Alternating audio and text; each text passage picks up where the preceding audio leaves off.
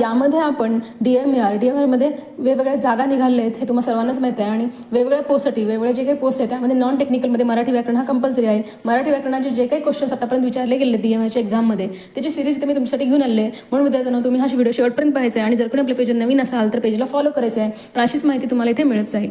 तर आता पाहूयात प्रश्न कशा प्रकारचे विचारले गेले होते. तर पहा प्रश्न काय आहे. अमृताहुनी गोड नाम तुझे देवा. तर ही जी काही ओळ आहे ती विठू माऊलीला समर्पित आहे. कोणाच्या अभंगातील आहे? संत नामदेवांच्या. संत नामदेवांनी आपल्या अभंगातून विठ्ठलाचं इथे वर्णन केलेलं आहे.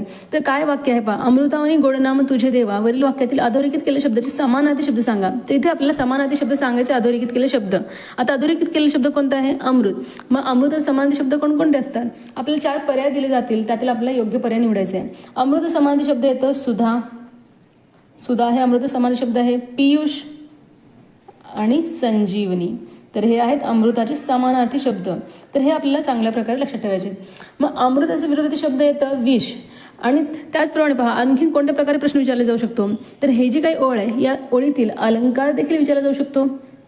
अलंकार. आता कोणता अलंकार या ओळीमध्ये येतो? काय म्हणलेलं आहे? अमृताहुनी गोड नाम तुझे देवा. उपमेय काय यातील?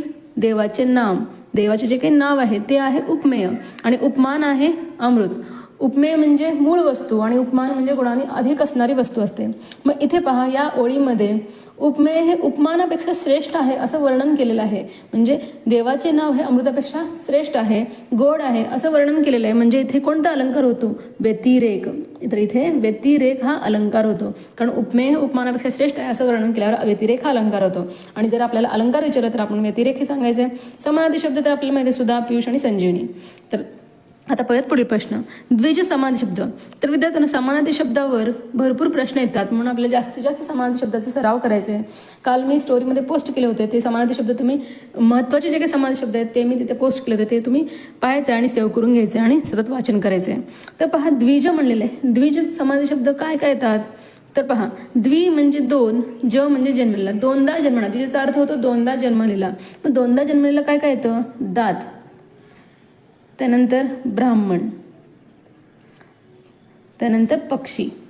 हे आहेत त्याचे 3 समानार्थी शब्द. जर पर्यायामध्ये 3 आणि वरीलपैकी सर्व असेल तर आपल्याला वरीलपैकी सर्व या पर्यायाला टिक करायचं आहे. जर फक्त दात असेल तर आपल्याला दात या पर्यायाला टिक करायचं आहे. पक्षी असेल तर पक्षीला, ब्राह्मण असेल तर ब्राह्मणला टिक करायचं आहे. कारण द्विज या शब्दाचा 3ही अर्थ होतात. दात, ब्राह्मण आणि पक्षी. द्विज पक्षी.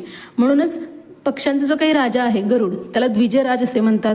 आणि पक्षी समान शब्द आहे खग म्हणून खगराज देखील गरुडाला म्हणतात. आणि हे आपल्याला लक्षात ठेवा. आणि पक्ष्यांचा राजा गरुडच असतो. हे सगळे